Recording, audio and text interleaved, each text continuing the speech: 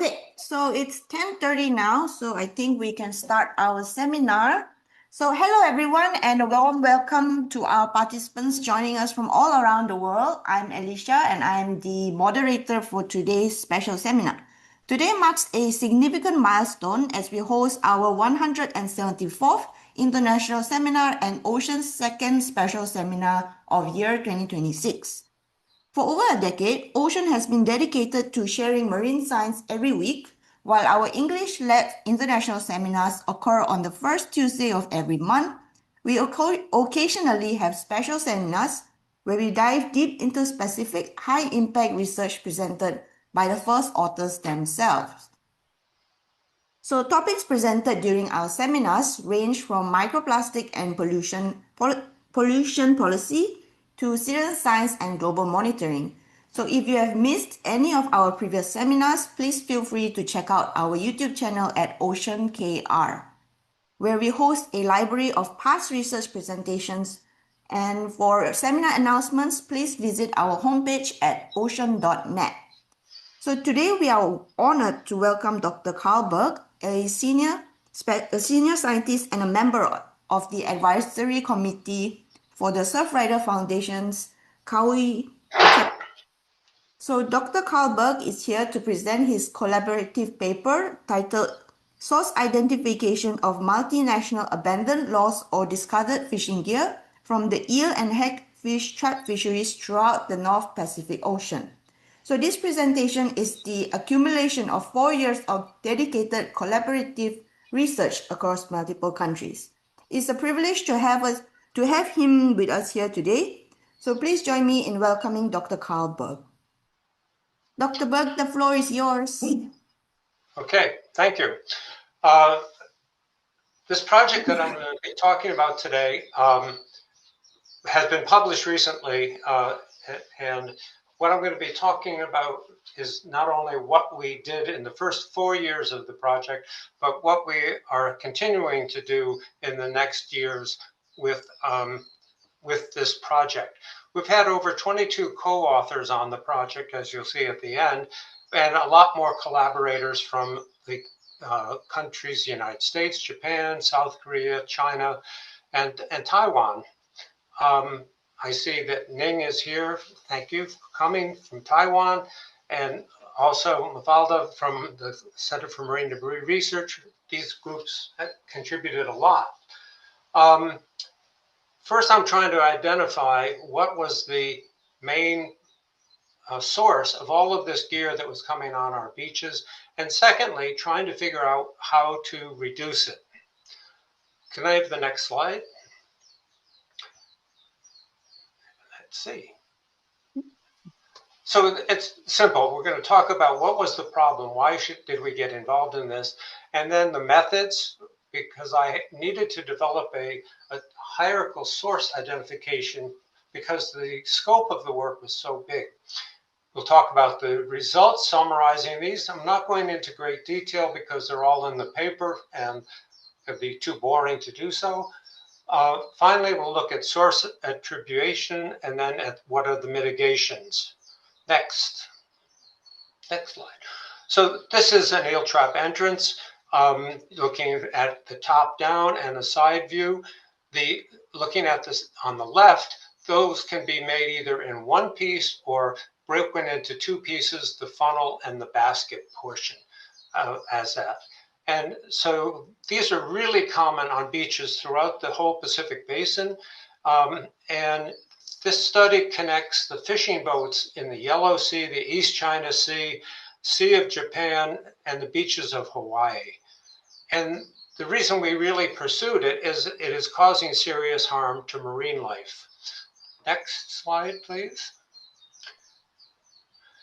And this is where the eel trap entrances go. We discovered that there are basically three types. Type A, which has one opening on the left-hand side and a funnel-like attachment part where you tie a rope or a clip to put it on the long line. Number B is a eel trap that is more common in Japan, and it would have iron bars on it, and there's eel trap entrances on both sides. You also see there the rectangular shapes we'll talk about there because there's branding in there. And the bottom one, and these are to scale, is from Taiwan. And this is a brand new one that Ning collected. And we're showing it because it is a different shape, but we never received any of these on our beaches. So next, please.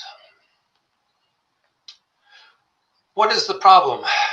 Next, the problem is that there are so many of this eel trap gear in the North Pacific. The number there, 45,000 to 129,000 metric tons, is for all derelict fishing gear in the North Pacific, or all the gear. 50% of that is fishing gear, and 18% is these eel trap entrances or the eel trap tubes. In talking with the Ocean Conservancy a number of years ago when we got started, they were estimating, based upon the weight of their subsamples, that there were somewhere between 4 and 10 million of these eel trap entrances in the North Pacific garbage patch. Next, please. Oh, I should have just said that, I'm looking at my notes here, that the stuff stays in the garbage patch probably on the average of about 7.5 years. And so some of the stuff that we're collecting, we can identify by the marks, has been in there for maybe over 24 years. It's highly, okay, you can't get my video. Try that again. Okay, so this stuff stays in there for a long time, and it periodically comes to Hawaii as the garbage patch moves closer to the islands. And we have a paper out from a couple years ago about how the movement, ocean dynamics, changes that. Now, in our study, for just those 4 years, we collected 21,891 eel trap pieces. That weighs about over a metric ton. And this map shows you that most of them were collected on the windward side of the islands. And in fact, most of them were collected on the island of Kauai because we have the largest marine debris collection organization, volunteer organization in the state here. On the average, we're getting about 33 metric tons of marine debris collected off of the beaches of Kauai. And that was for like the past 10 years. But during this study, we got in 2024, 70 metric tons. And that was not the biggest year we ever have gotten. So it's really variable. And of those 21,891 eel trap entrances, 98 were the actual cones or pieces of the cones, but only 2% were of the tubes themselves. This in 2024, we were getting about 662 pieces of eel traps every single month. So these are really common. The most important aspect here is that none of this comes from local fisheries. So we do not have that gear in our local fisheries. Everything is coming from elsewhere. And we just, Surfrider, we just got sick and tired of clearing up everybody else's mess and decided that we would go ahead and try and figure out where it's coming from and then try to figure out how to stop it. So next slide. 5 pathways of ecological harm.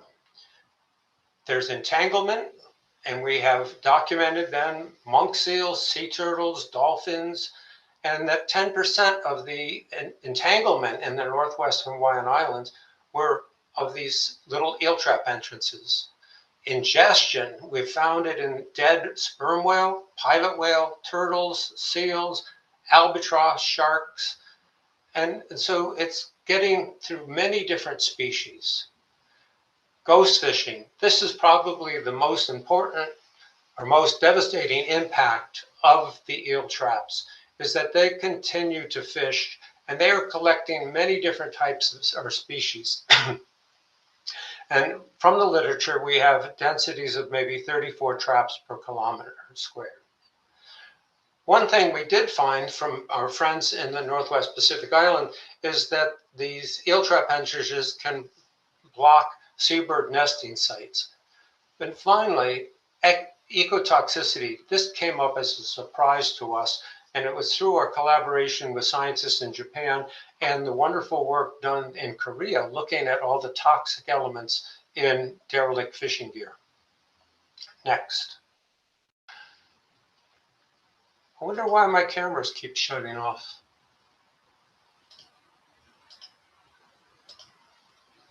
Okay, you keep telling me and I'll keep clicking it. So we have this entanglement with the monk seals. On the bottom picture, you can see a little pup, maybe at the most a year old, and he has this basket caught on its snout. In the upper left-hand corner is a picture of a seal on Kauai where it somehow removed what we thought was the basket. But what you can see is that the ring of the basket eroded away the fur, the meat, and down into the cartilage. And there is that whole breathe hole you see. Whenever it breathed, it shot blood out of that. This was devastating. We did not remove it. We found it like that. And fortunately, we were amazed how quickly it healed. The big point here is those bristles you see there hold that eel trap onto the snout. And so they can't feed. And if they can't feed, then they weaken and either die of starvation or they get so weak that when they're in the water, they're eaten by a shark. So this monk seal is highly endangered. There's maybe 1,600 in the Hawaiian Islands. And so we're really concerned about protecting those as a keynote type of species. Next, please. But during our study, suddenly a large sperm whale washed up on our shores, and in the gut in the upper left-hand corner were all these eel traps and little pieces of nets and some other plastics. And this sperm whale, this massive animal, died of starvation because food couldn't pass from the stomach into the intestines for assimilation. We also found the half of a trap tube in the gut of a pilot whale on Oahu. And then the finger parts, those are the end tips, as is shown in the upper left-hand corner. Those are the end tips from a California elephant seal pup that had died. So I contacted animal rescue groups all over the all American and Hawaiian Islands and asked them, had you seen anything? And this is what we're finding that is coming up. So the ingestion is a problem, but you have to realize that most animals that die will probably sink in the ocean and you'll never find the bodies. Next. When it comes to ghost fishing, there is wonderful literature in the Korean literature about how many eel traps are out there. And there's the 25% of what they're finding are still actively fishing. These eel traps sitting down there collect eels, they collect fish, they catch octopus, they catch all of these things, and they all just die in the trap. And this takes away these animals from the fisheries. So this is one of the most important or most impactful conditions that we are facing with these eel traps. I put the picture here of this World Wildlife Fund study in Japan, which is an excellent study of all the different types of ghost gear that's happening in Japan, including the eel traps. They talk about them. I know there are videos and pictures from Korea, from Jeju Island, but I wasn't able to find them in time for this talk. So if any of you know of any, send them to me so I can put it in the next time around. Next slide, please. One of the other things that surprised us was that these eel traps, when they wash up on the beach, can interfere with the nesting of the seabirds. Upper left-hand corner is a burrow of a bonine petrel. And on the left side, you'll see a little white fluffy spot. That's a feather of the seabird that got caught on that eel trap. So the bird can no longer get in or get out of that tunnel where he is nesting.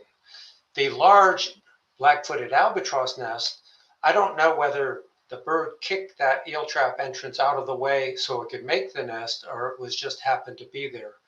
But an excellent study just was published about sea turtles and the fact that sea turtles and the albatross have a selected habitat. How high above mean sea level should they nest so the nest doesn't get covered by seawater in a high water event? And the picture from Laysan in the Northwest Hawaiian Island shows how much debris is there and how the birds could not nest anywhere they liked. And so I hadn't thought of this when we started the project until we got these pictures and found that, yes, this could interfere with the breeding selection of these birds. The next slide, please. The big thing that has come out, and there's been a whole shift now in our understanding of marine debris, is that before we're looking at the effect of the great big pieces of nets and things like that, but now we're looking more at microplastics and nanoplastics and how those things get into the body, into the guts, and into the brains, and into the gonads, and into our blood, everywhere.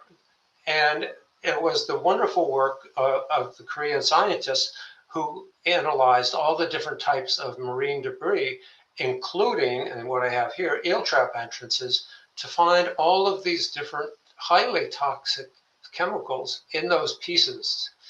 So if one of those little cones, and I have one here, so one of our, bring it back in focus, one of these things will, if it breaks down, will break down into about 3,500 microparticles.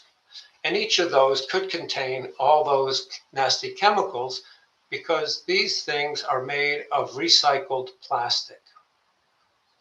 The other thing that the scientists have found in our study was the absorption of all these elemental elements onto plastic as it's floating in the ocean or sitting on the beaches.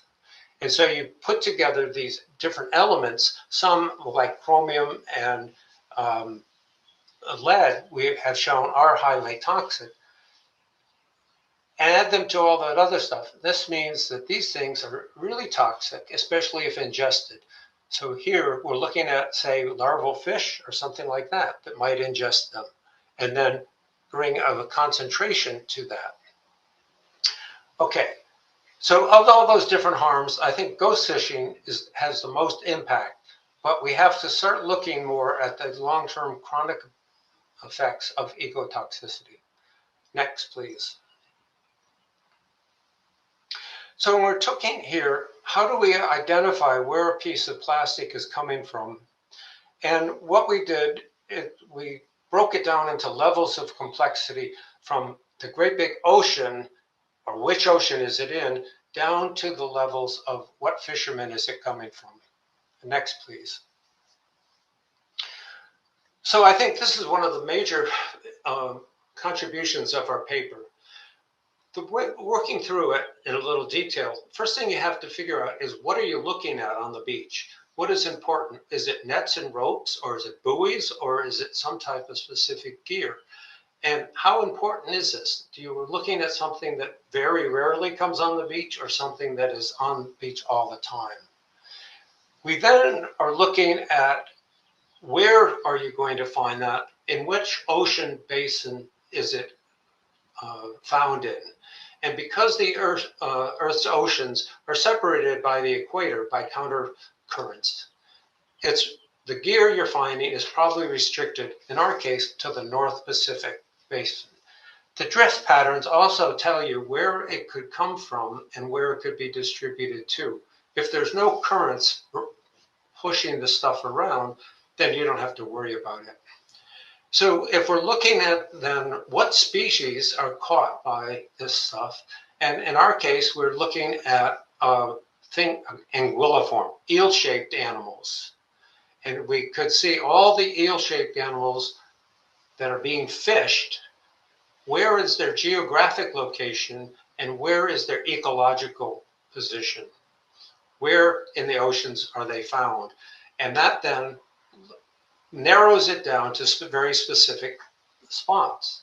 At the same time, what we're looking at is gear from fisheries, and so we're all these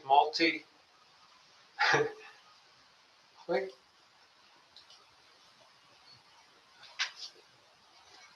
Okay. What we're looking at is all these different fisheries all around, and they're all using the same kind of gear, these tubes and these eel trap entrances. And so we want to know how many boats are out there. We want to know how much they contribute to what we're finding on our beaches. How many boats? How big are the boats? How much gear do they carry on each boat? And then once we have that geographic formation, we're looking more at what can the individual gear pieces tell us by their shape and their design, how many holes they have, why are they built like that, what is happening, what is chemical composition, can they tell us what factories are they coming from? The answer to that is no. Can they biofouling? If we look what is growing on these things or sitting on the bottom, they can tell us what part of the ocean they came from, or if they didn't. So most of what we found on this gear was, in fact, oceanic. But we did find, as you'll see, and there was a picture, we did find things that were attributed specifically to the waters off Japan and the northern areas. We also then could simply go online and start Google searching for what stores sell it, what countries are they coming from, and this made it apparent that I in America could buy gear and use it in America, but it could come from China or Korea, Japan, any of these nations. And so just by looking at where it comes from doesn't tell me what fishermen are putting it in. But what does happen is that the manufacturers put names and logos on it. And again, if we can contact the manufacturer and then ask them, where do you sell it? If we only sell it here in Japan, or we only sell it in Korea, we only sell it in Southern Korea or Southern China, we suddenly can get an idea of where it's coming from. Finally, we discovered that fishermen themselves and boats and fisheries co-ops would scratch, emboss, or brand their gear. And so suddenly we have the boat number or the fishing license number. Finally, it really required going to the harbors themselves and seeing what was being used currently. But we had to realize that what we find in the harbors is not the same as what's on our beaches, because that stuff had been floating maybe 20 years, and that manufacturer is no longer in business, or he no longer makes that type of gear. So we were able to say, okay, we're going to look at the North Pacific, and now we can look, by going to the ports with this information, we can figure out what harbor it's coming out of, and whether that's in, we visited them. We visited them in China, Korea, Japan. I personally went on the west coast of the United States to all the different harbors, and we can see what they're using and get an idea if they are disposing of them properly. Okay, next. What did we find out? Just here, this is a list of all the different organizations that went out there and helped collect eel trap entrances, helped us go to the fisheries. And I just added the bottom one, China, Hao Dongzhu, who was a graduate student at the University of Tokyo. He's now a postdoc fellow at Texas A&M University. He actually was able last month to go to China, to the harbors, to the manufacturers, and get us some very significant information. Next. So looking at the forensic information here, what we're finding is that we looked at, I actually looked at probably 20,000 pieces of eel traps of that for a year. Personally, we took over 5,000 photographs. And you can see in the left-hand corner, we found some that had large biofouling organisms on them. And Dr.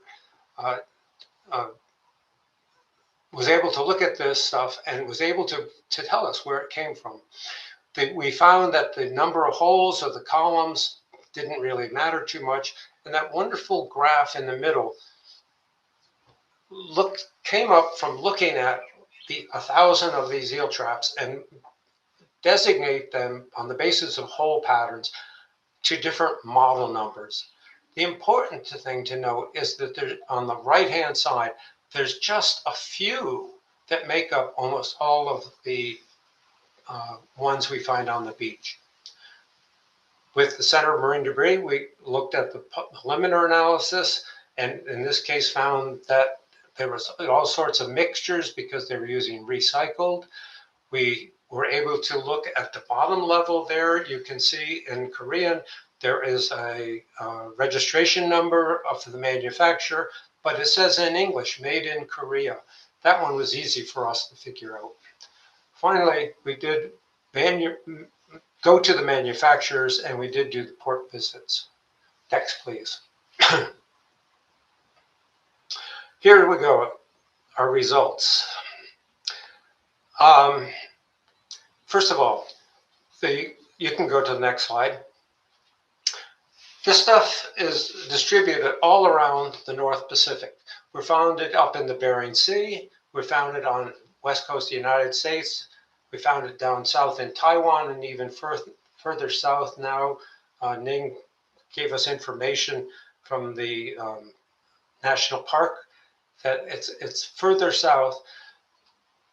The distribution in the main Japan, Northwest Hawaiian Islands, South Korea, Hawaii, if you look, it's somewhere between 40 and 70 kilometer eel trap entrances per kilometer. So this stuff is found everywhere in large numbers.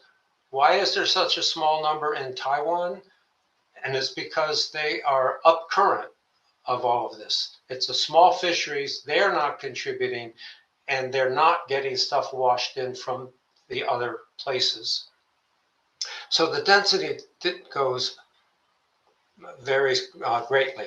But the main Hawaiian Islands and the northwestern Hawaiian Islands, we're in the middle of the Pacific, and we're getting it from the ocean currents from the garbage patch. That's where we're picking it up from. What we also found was that about 72% of what we're finding was intact. These are sturdy, well-built things, and they had been in the ocean for a long time. I just showed you that writing that showed the registration number, etc., and we have the patent numbers. We have phone numbers that haven't been used for 20 years, so we know these things are valuable. The patterns of holes and stuff that we find out of are not really important because most of those companies went out of business.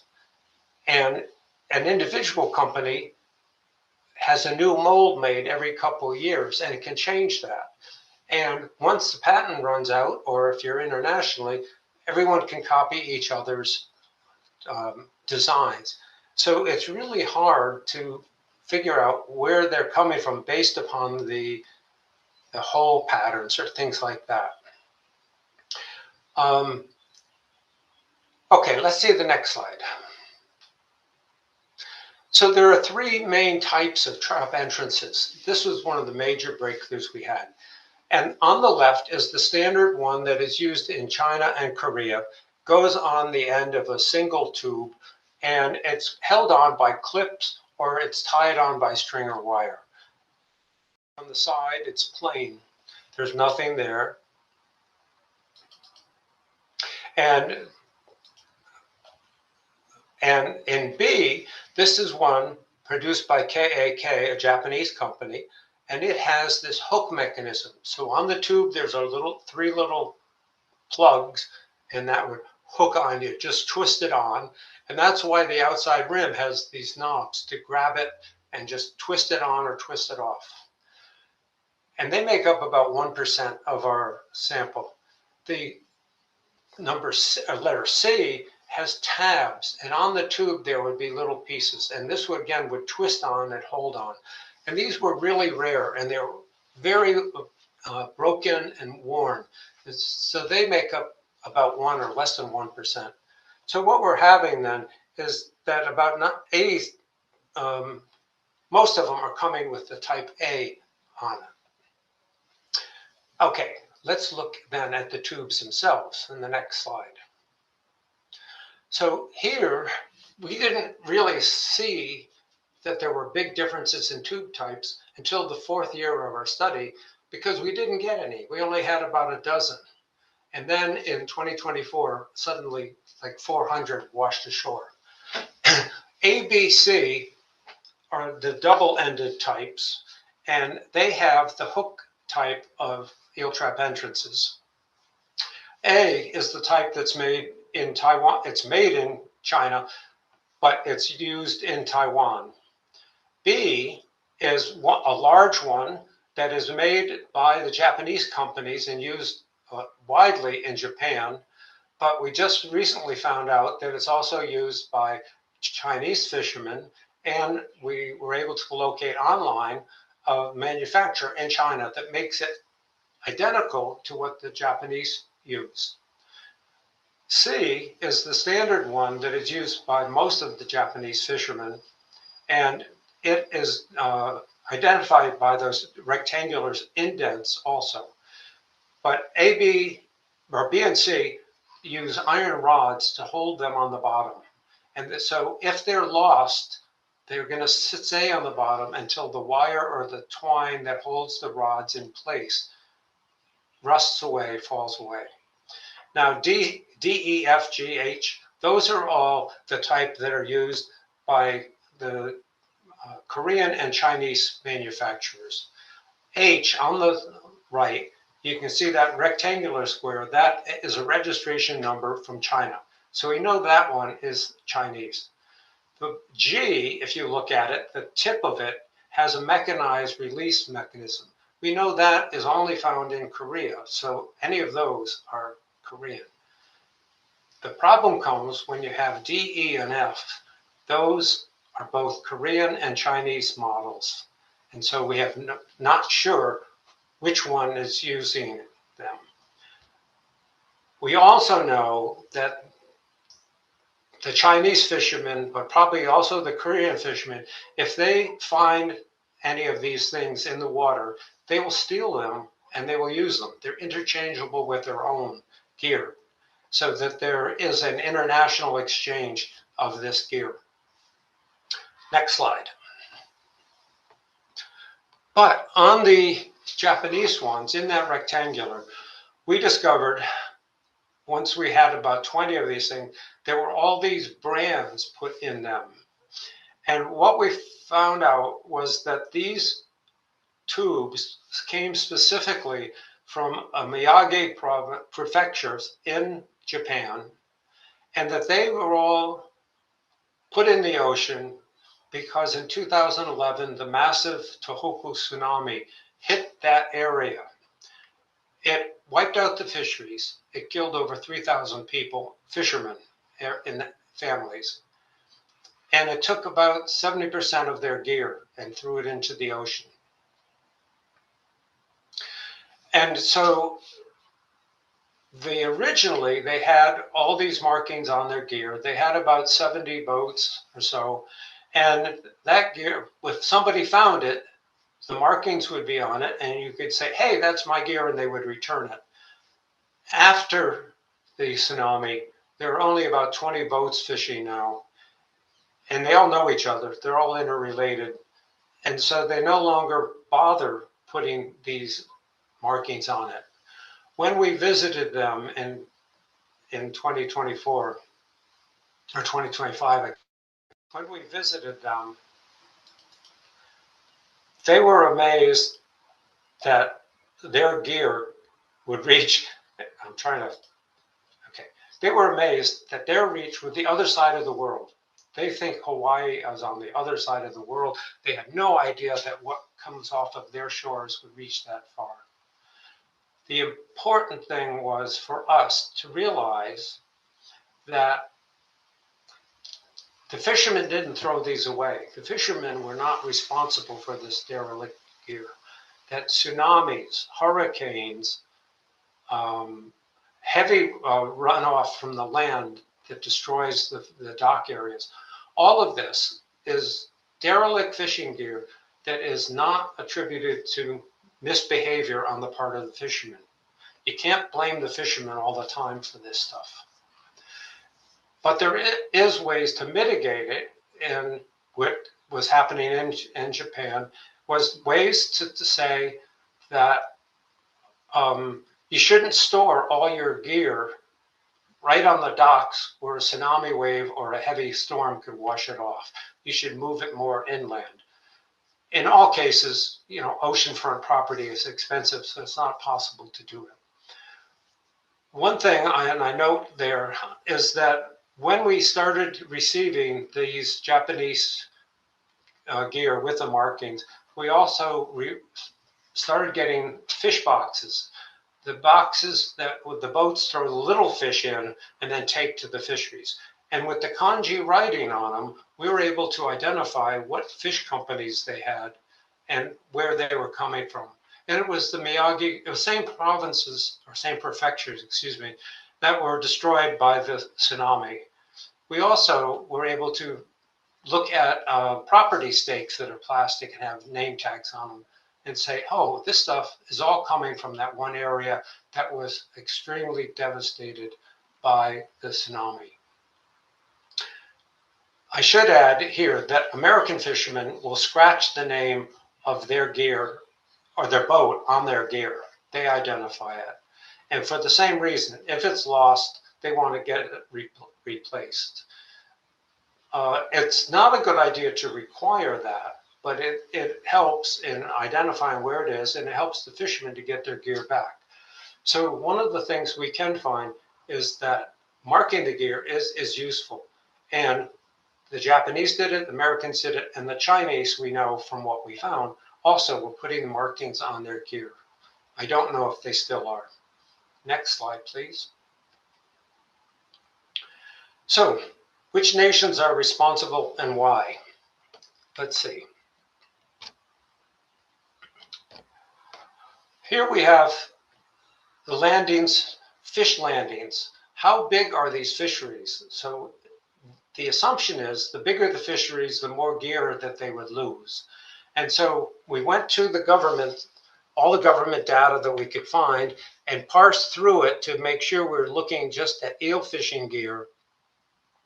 And what we found is if you plot it out, now this is a log scale. You have to look at this, so you have to multiply this by the thousands.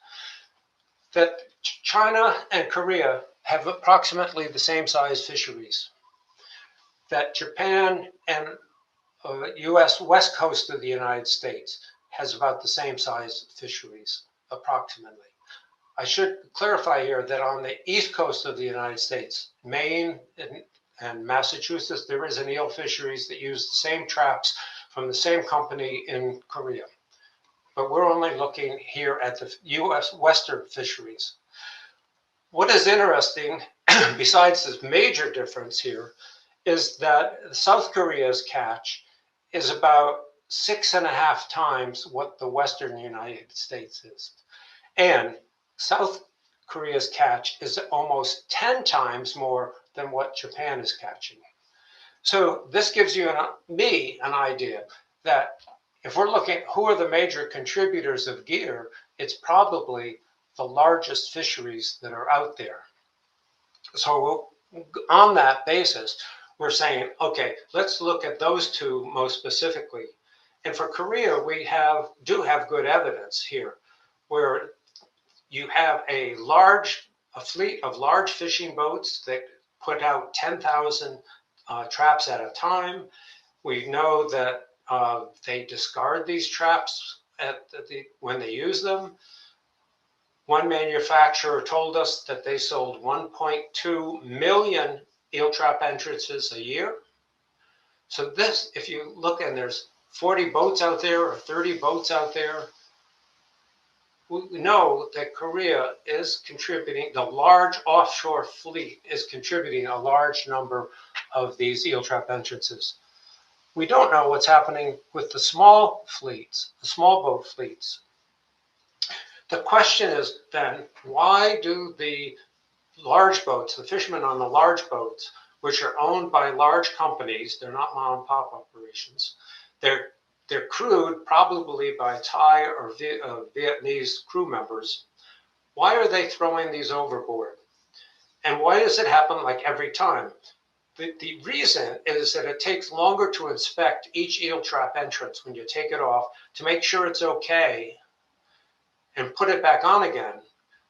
But if it's broken and you put it back on, you've wasted all that time, the eels are all going to escape. And so you're putting back defective gear and you won't catch as many. So it's not a good business model. Also, these eel trap entrances, if you buy $1 million a year from a manufacturer, they only cost about 10 cents each. I forgot what the equivalent was in yuan, but they're only 10 cents each. So they're really, really cheap. So you don't lose a lot of money throwing them away. And third, it's cheaper to throw it overboard than it is to store it on your boat where you can't store fish, take it back and somehow discard it and maybe have to pay for it being discarded. So these are the economic problems that we have to discuss in Korea and in China. Trouble with China is we really don't know how big the fishery is. We don't know how many, what they do with their eel traps. We know now what kind they use. Hadong Zhu went to China, to Qingdao, and visited a factory, and they said that they just shipped out 100,000 eel trap entrances. So again, the scale is great, 100,000. Their boats are 140 metric tons. They're huge, and there were 50 in that one port.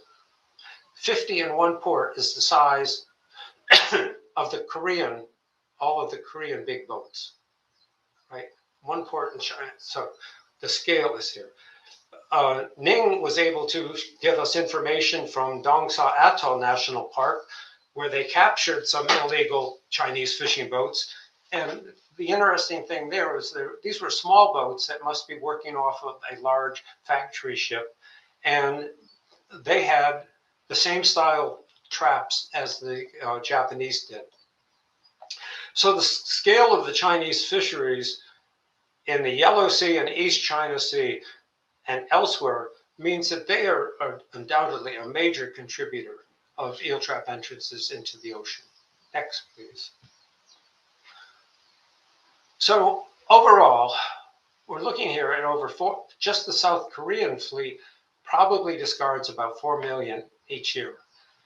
This is really a loose number, and OSEAN, your group they come up with other numbers. I think it gives us a ballpark. And again, this is matched at least by China. Okay, next slide. Mitigation. We have to match the innovation to the source. So let's see what we have next.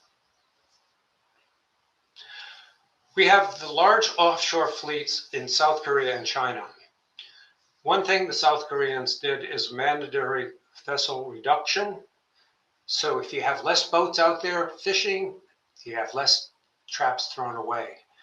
We are finding that the American fleet on the west side, the Japanese fleet, are shrinking.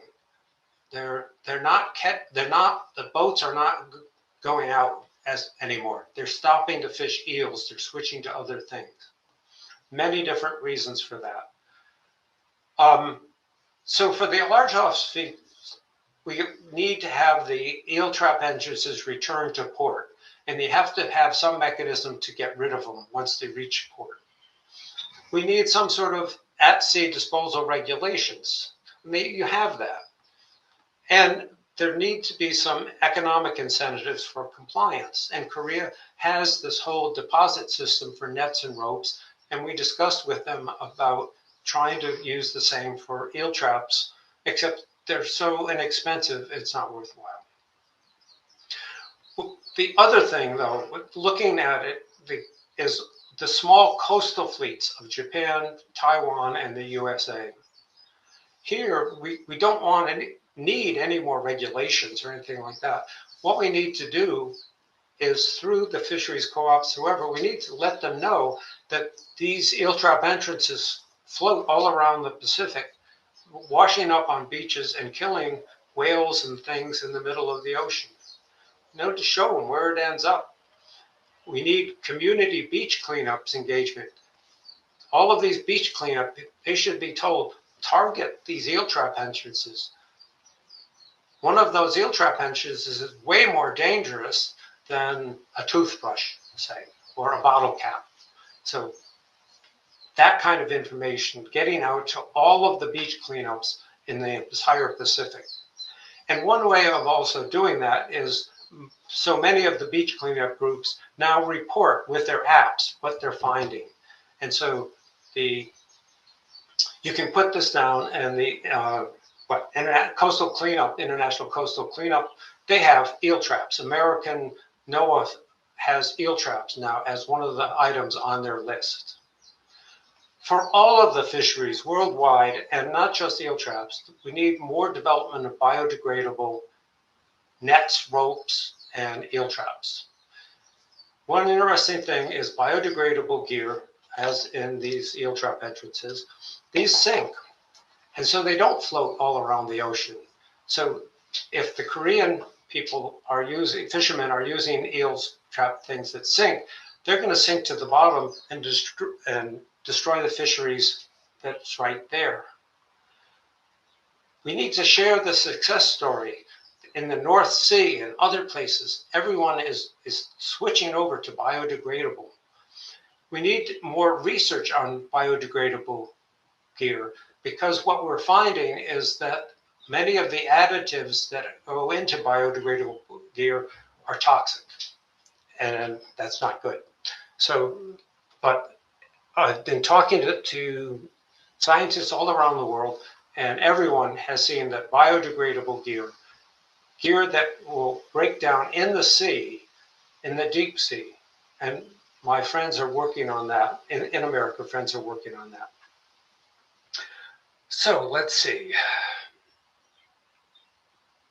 How do we get to China? How do we work with China on this gear?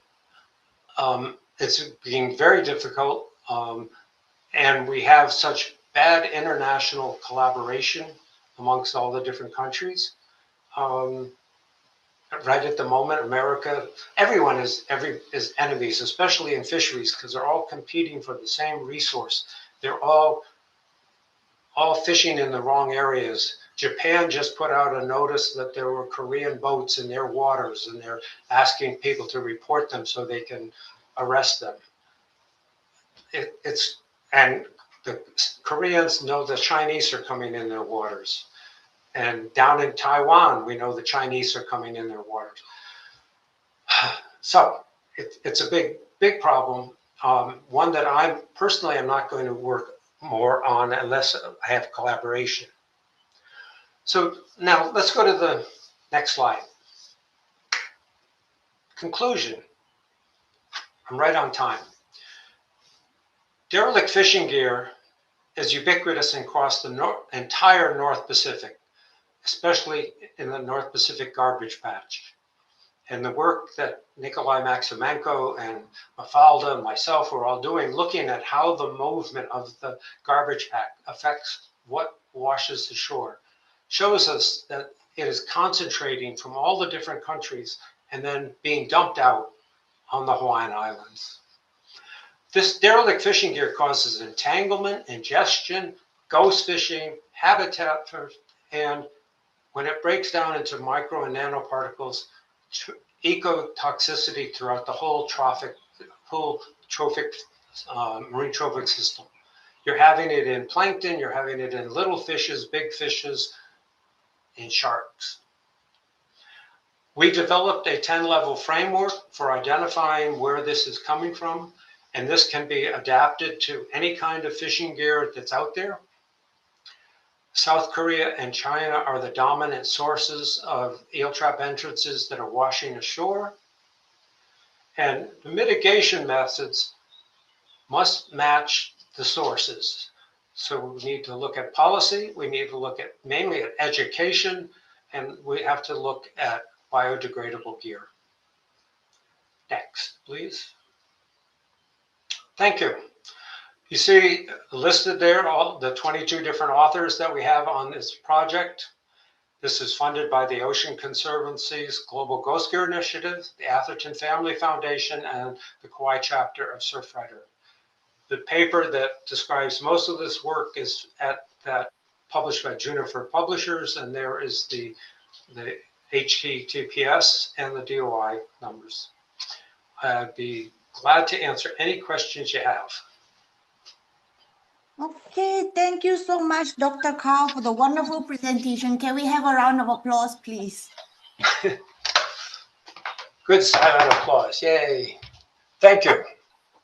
There we go. So now we will open the floor for questions and comments. So if you have any questions, comments, please feel free to leave them in the chatting room, or you can unmute yourself and ask questions.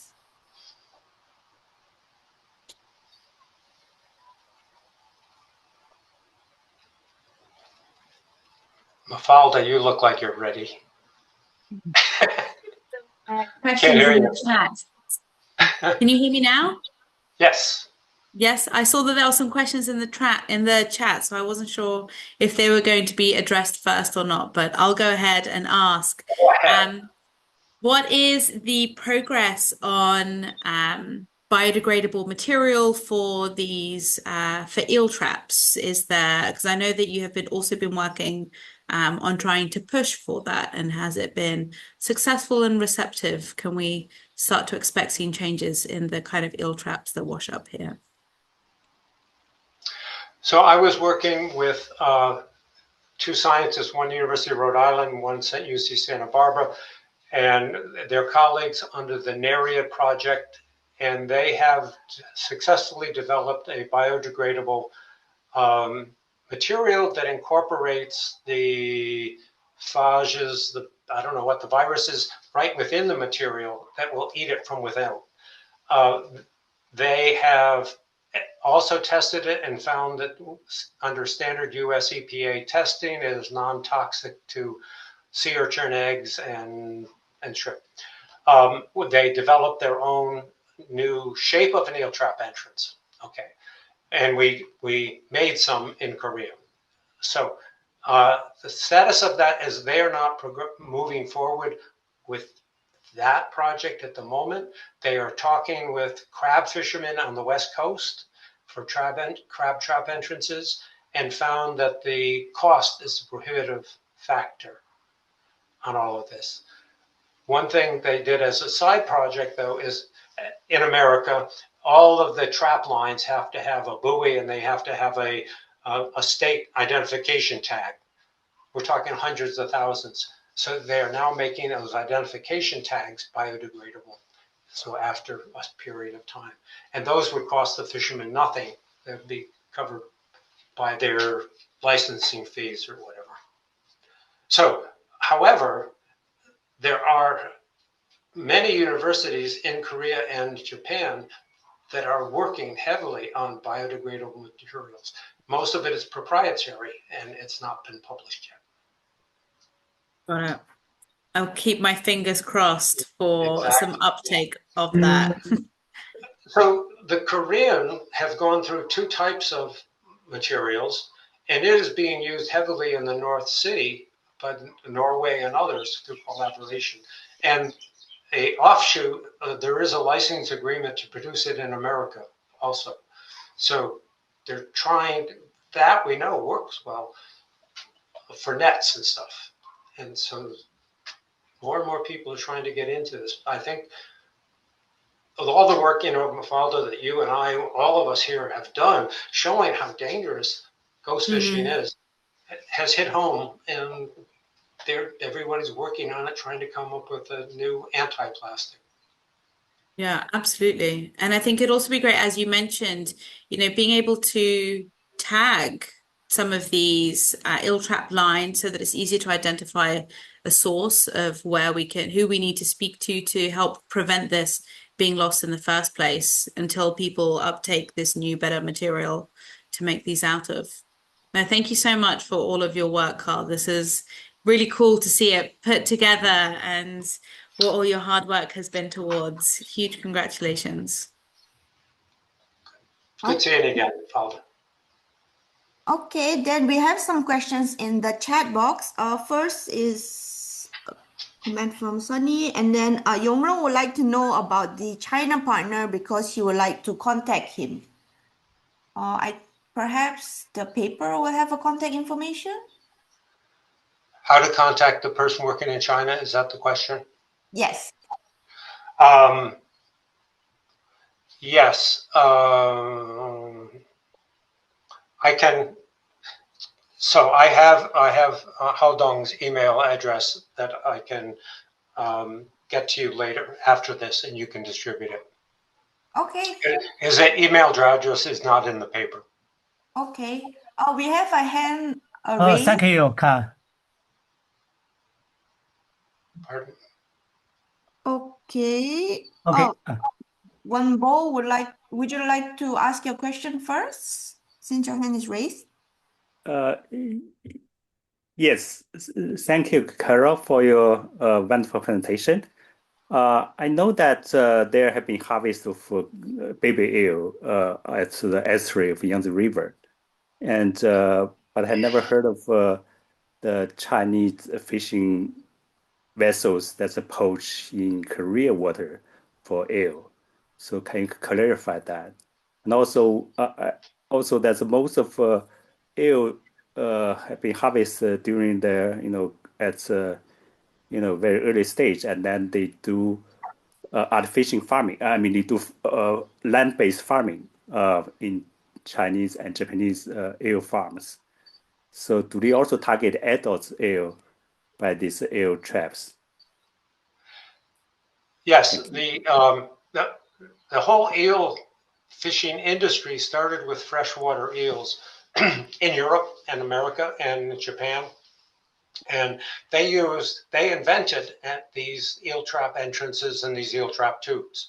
But it was in probably the 1950s, probably during the war, that all nations were looking for additional food sources. And at that time, they started looking at marine sources and used similar bamboo woven traps in the marine environment to capture different kinds of eels, not the freshwater eels. And then with the advent of plastic development in the 1970s, these eel traps became out of plastic. At the same time, scientists were able to learn how to raise the freshwater eels, and they were collecting all of the small ones as they migrated from the ocean up the streams. And this is a huge business now worldwide. And so the freshwater eel industry is no longer a capture industry, it is an aquaculture industry. But what happened to meet that demand, especially in the post-war era, was they started going after these marine eels instead. And on the west coast of the United States, it's hagfish, which is eel shaped, but a different group. And so aquaculture really has taken over on the eel industry, for the freshwater eel industry, and they will still meet the demand for much of the marine industry. Okay. But it's interesting, the trap design came from them. Okay, thank you. I think we can take one last question before we can wrap up. Dr. Jose, there was a comment from Jess that eel traps are also trackable as other plastic customs on the NOAA's MD map. And finally, Dr. Jose, would you like to share your comment? Thank you, Alicia. Thank you, Dr. Carl, for conducting such a meaningful research and sharing your findings with us today. Through this study, you have developed a systematic method to identify the source of ALDFG, like eel traps. So I believe this methodology could be developed into a project where scientists of Pacific Rim countries can participate in identifying the source of the directed fishing gear. Could you please share any future research plans you may have, and in particular, any ideas on applying this methodology to citizen science? Thank you for those comments. No, I have no particular plans for doing this. I am trying to retire from doing this type of work. I've been doing it for 67 years. I've been working in marine science. I've been publishing for over 60 years. And so now I'm trying to wrap up with this. What I didn't say, is that there are eel fishing industries in all of the major oceans. There's eel so New Zealand, Thailand, Peru, Indian Ocean, everywhere uses this kind of traps. So if you're looking at that, looking just at eel traps, it can be used, methodology can be used everywhere. However, in working with Mafalda and the Jennifer, what we see is that this can be used also. My neighbor is mowing the lawn. It can be used also for fishing nets or buoys, any kind of gear it can be applied to. And I would be very pleased to help anyone get going and give it presentations, but I personally am not going to get engaged in any of that outreach group. I hope that OSEAN will continue all the wonderful work they've been doing about education and policies in Korea, and also to the extension to Southeast Asia, to all your colleagues in those countries, which I have not reached out to. When I started on this, I saw how large the project would be, and so I really restricted myself to the North Pacific.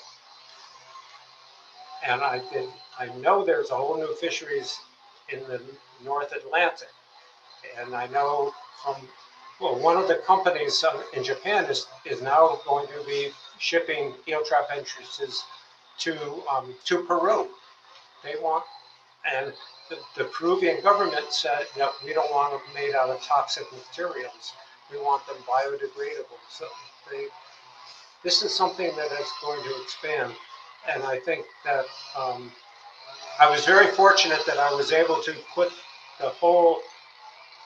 all of what I know into that one paper. It's all right there to serve as the basis for outreach. And though I am not going to do anything further, I am very open to collaborate and help out with anyone, any individual, any groups, any nation possible out there. So let me know. Okay, thank you. Wimbo also shared in the chat his email as well as a comment that he can introduce Chinese groups working on these issues. I saw Mafalda showed her camera. Do you have anything else to add or just? Okay, so then I think that's a wrap for today's seminar. Can we give another warm round of applause for the incredible research and presentation that Dr. Carl has given us? So thank you everyone for joining our seminar today. As a final announcement, today's presentation will be uploaded to our YouTube channel, hopefully by today Korean time. And if you like to rewatch it, please feel free to check out our YouTube channel at Ocean KR. And finally, our Marine Litter newsletter will be published at the end of this month. So if you're also interested, please check it out. Our next international seminar will be on June 2nd. Thank you so much. Thank you.